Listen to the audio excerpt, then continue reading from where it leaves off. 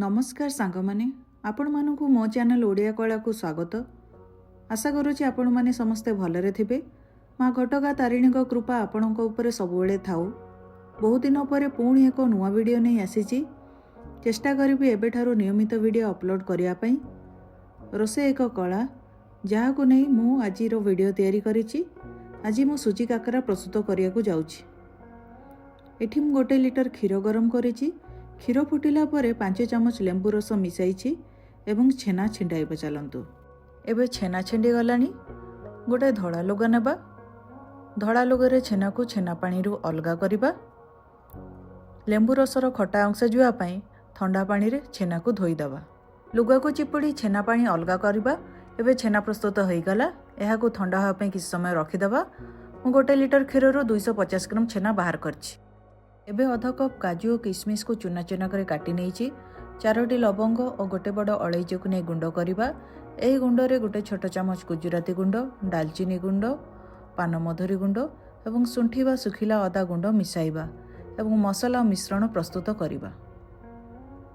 पूर तैयारी करने गोटे कढ़ई गरम करवा। गोटे चामच घी गरम कर से काजू भाजवा।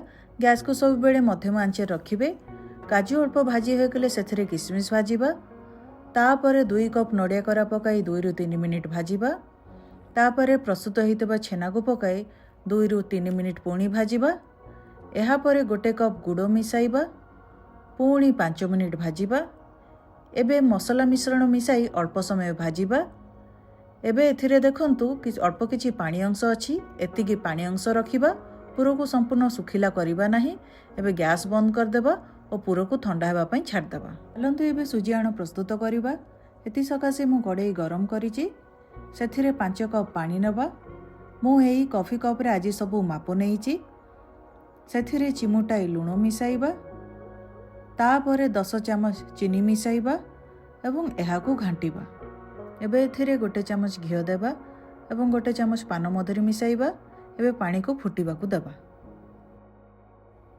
पानी फुटिला परे 2.5 कप सुजी अल्प अल्प करी पकाइबा एवं धीरे धीरे घांटीबा। एमिति करिबा द्वारा सुजी रे बिंडा पड़िबो नाही। एबे देखंतु सुजी आण तयारी हेई गला। एहा को गोटे जगह को काढी नबा एवं टिके ठंडा हेबा पई छाडी दबा। सुजी आण ठंडा हे जाईची। एबे एहा को चकटी नै मु किछि गुळा तयारी करिछि। हाथ रे तेल मारी गोटे गुळा नेबा। धीरे धीरे मझिरे चापी चापी छोट गात करवा। यही छोट गातरे छेना नड़िया पूर पुराइबा एवं धीरे धीरे चापी चापी चारिआडू पूर को बंद करवा एवं एमिति पिठा प्रस्तुत करवा।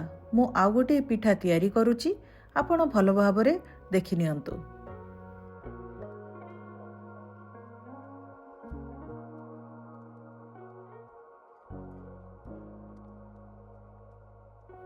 एबे कढ़ई रे तेल गरम करनेछि। गोटे गोटे करी 4टी पिठा को तेल रे धीरे धीरे मु पकाइछि। पिठार गोटे पाख बादामी रंग हो गले आर पाख को ओलटाई नेबा। एबे पिठा भलरे छाणी हो जाइछि। एबे तेल रु काढ़ी आनिबा। एठी देखंतु मोर सुजी काकरा पिठा तैयारी हो गला। एमिति सबु काकरा पिठा को मु छाणी नेबे। एही वीडियो देखिबा पई आपण मानकु अनेक धन्यवाद। यदि आपण मानकु ए वीडियोटी भल लागिला ताहले दया करी लाइक कमेंट एवं सब्सक्राइब करिया को भूलंतु नहीं। यह आगो को अधिक वीडियो तैयारी करिया को मते प्रेरणा दिए। नमस्कार, धन्यवाद।